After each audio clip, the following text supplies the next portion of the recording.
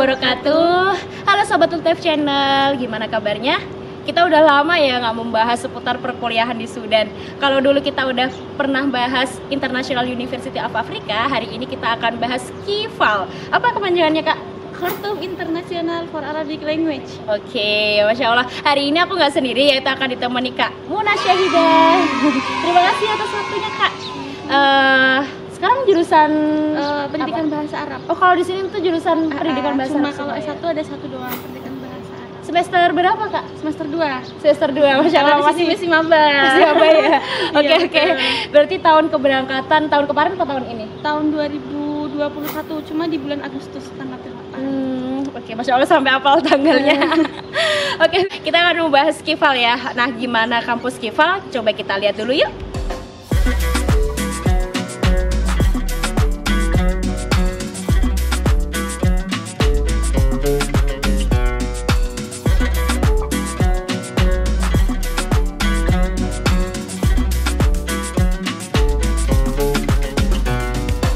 Alasan masuk KIVAL tuh kenapa pilih KIVAL gitu? Karena gini, waktu tahun lalu ini tuh semua kampus di Sudan nggak ada yang buka. Jadi emang cuma salah satunya yang buka yaitu KIVAL. Nah jadi mau nggak mau ya harus masuk sini karena sudah kuliah. Tapi kan awalnya kalau misal kita mau kuliah di Sudan atau di luar negeri lain itu kan harusnya harus mahat lugo ya. Tapi alhamdulillah untuk Muna sendiri bisa langsung masuk tanpa mahat lugo dan langsung lulus dan akhirnya kuliah di sini. Oh, berarti pas kuliah tuh ada tes dulu untuk ke Ma'had Lugha atau kita boleh milih Ma'had Lugha dulu atau gimana tuh? Awalnya kan Muna sendiri ngambil visa di Zaim. Nah, jadi kan mau nggak mau harus Ma'had Lugha di sana. Tapi berhubung kayaknya untuk bahasa itu sudah bisa, walaupun belum mumpuni, jadi mencoba untuk langsung kuliah bagaimana kira-kira daftar di sini tuh bisa nggak sih keterima atau nggak? Alhamdulillahnya bisa langsung keterima, jadi langsung masuk tanpa Ma'had Lugha. Berarti sebenarnya ada tes dulu ya? Ada. Oke. Kalau Ma'had Lugha sendiri tuh kita bayar atau gratis? Kalau di IUA kan kalau Ma'had Lugha gratis tuh. Kalau di sini itu dari Ma'had Lugha, S1, S2 semua bayar. Cuma untuk kali ini di kakak di KIVAL ini biayanya berapa sih?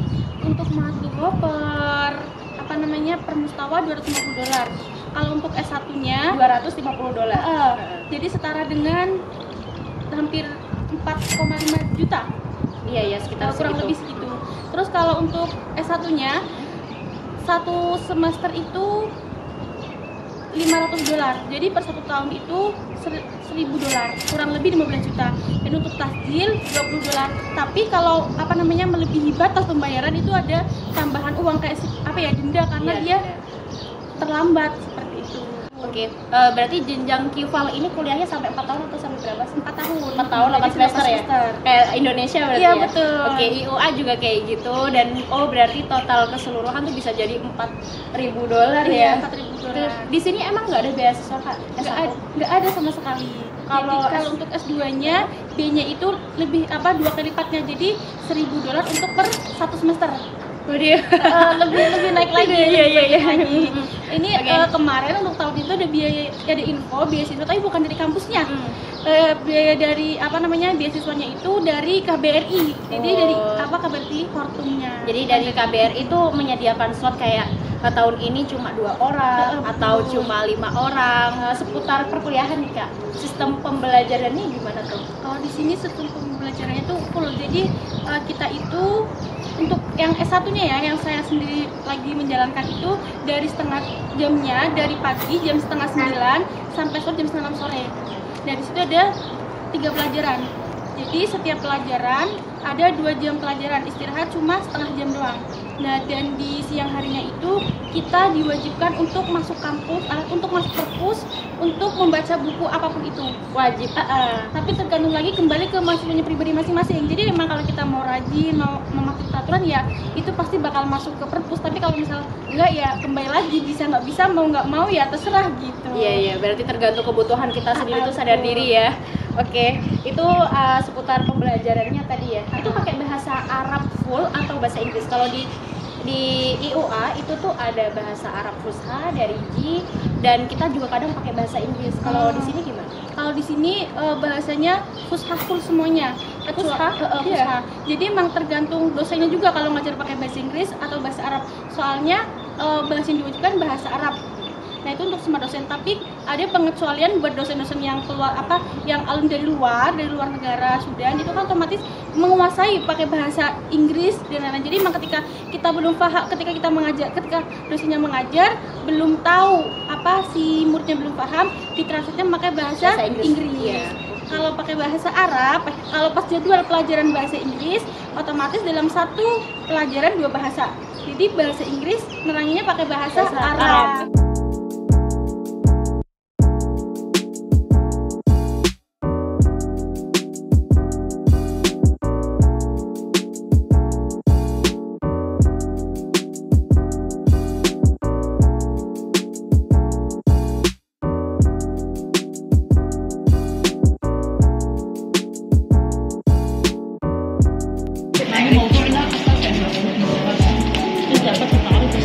ده فيديو سليمان هذا التفكير الذاتي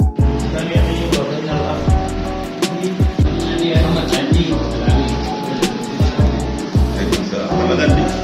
Gimana sih caranya ke sini atau menggali informasinya tuh gimana sih? Nah, mungkin kakak bisa bagi tips atau bagi informasi ke teman-teman nih. Oke.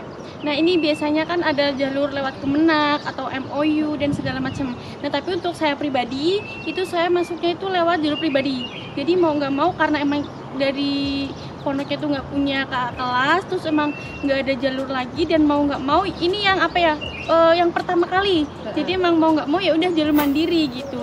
Terus nyampe sini alhamdulillah bisa. Awalnya udah ngurus waktu dari Indo ke semua kampus sama kakak Farah itu. Nah tapi alhamdulillah nyampe sini bisa langsung masuk dengan jalur pribadi. Dan persyaratannya itu kayak mulai dari akte ijazah itu penerjemahkan semuanya. Dan di situ saya sendiri juga ini menginjakan langsung ke KBRI, langsung ke Taklim Ali, Bener-bener langsung proses sendiri. Iya, langsung ke Taklim Khoriji juga. Jadi yang biasanya itu mahasiswa diurus sama jamiah sama dosen-dosennya. Kalau saya sendiri ngurus ke semuanya itu sendiri semua. Jadi emang tahu sih kalau misal mau membuka jalur sendiri pun udah paham. Kayak gini step by stepnya kayak gitu. Tapi kalau yang nalar aku nih Kak, dapat informasi itu tuh dari mana sih? Kayak kan kakak mandiri semua tuh. Iya, betul. Kayak misalnya aku lagi mandiri, mau daftar mandiri, tapi ketika aku nggak punya orang dalam, dapat informasinya di mana, bahkan tahu kifal dari mana, itu tuh gimana sih kakak sampai bisa tahu?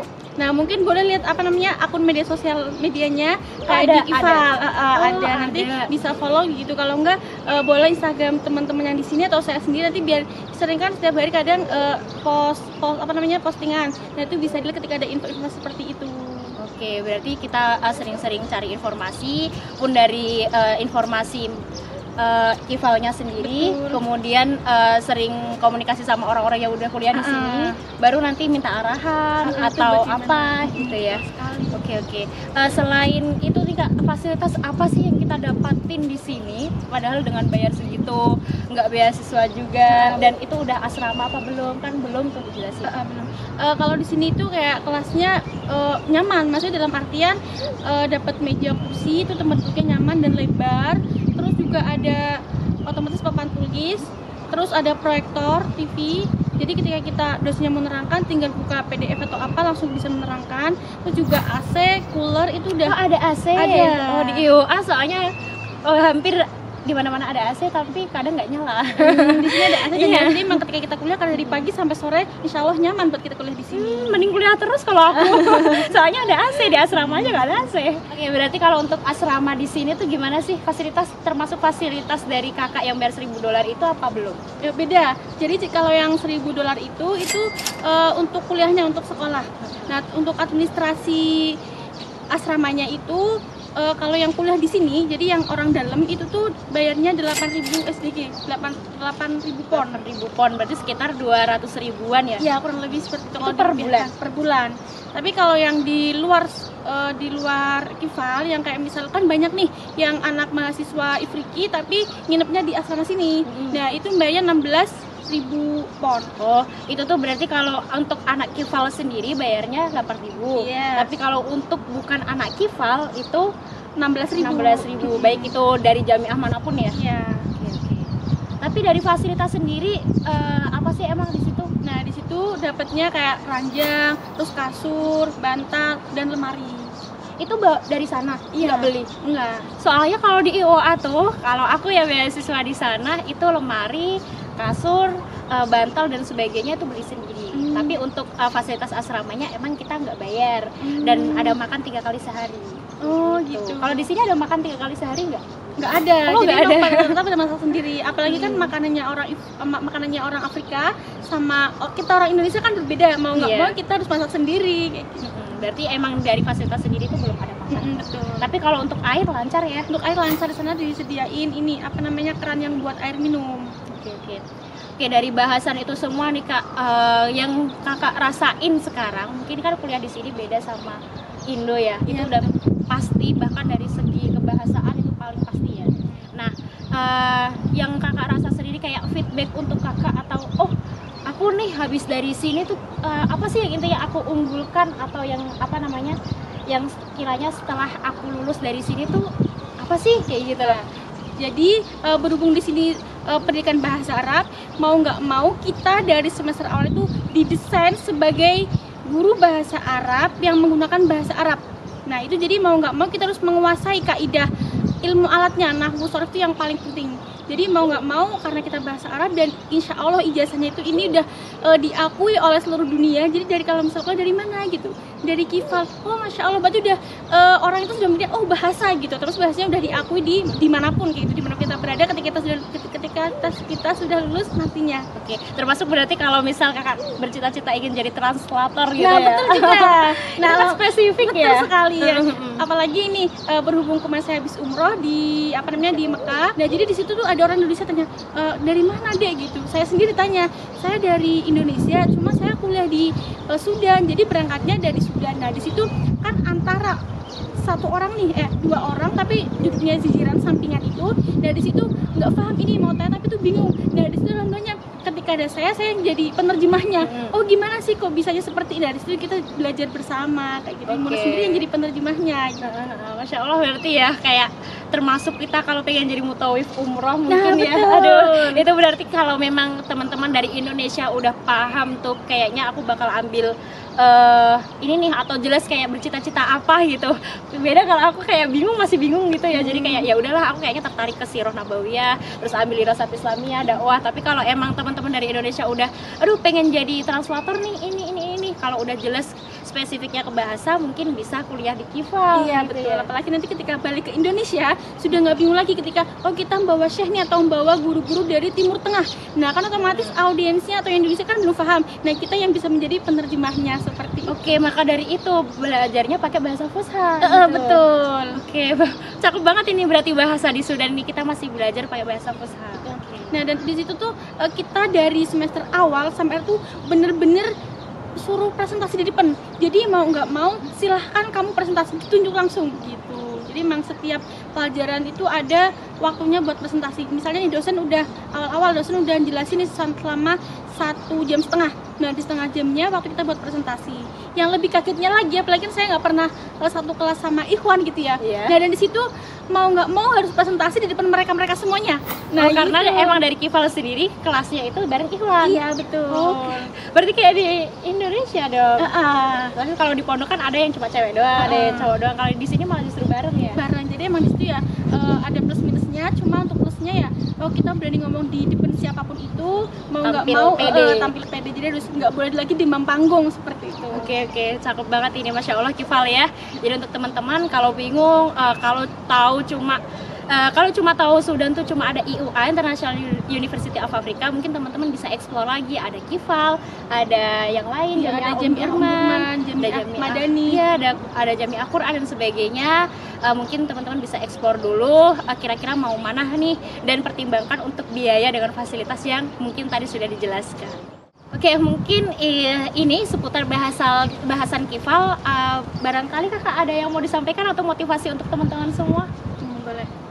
Jadi nih untuk misalnya nih aku pengen kuliah ke Sudan nih, pengen kuliah ke Timur Tengah, pengen kuliah ke luar negeri, gimana sih caranya gitu? Aku bingung gitu. Kayak misalnya aku gaptek nih nggak bisa kayak mungkin informasi di media sosial, aku bingung nih mau gimana ceritanya, mau gimana caranya gitu ya, apalagi nggak punya informasi sedikit pun, masih buta ibaratnya. Nah di situ teman-teman bisa silahkan baca buku saya, buku yang kedua. Nah dan di situ dengan judul Kuliah di Luar Negeri Siapa Takut, itu membahas tentang mulai dari pemberangkatan sampai wisuda. Insya Allah itu bisa beli bukunya, dibaca, kemudian biar bisa tahu tahap-tahapnya lebih jelas gitu ya. Karena di sini kan belum sedetail itu yang ada di buku Kak Muna. Oke, terima kasih teman-teman. Mungkin ini dari kami. Semangat terus dan wassalamualaikum warahmatullahi wabarakatuh.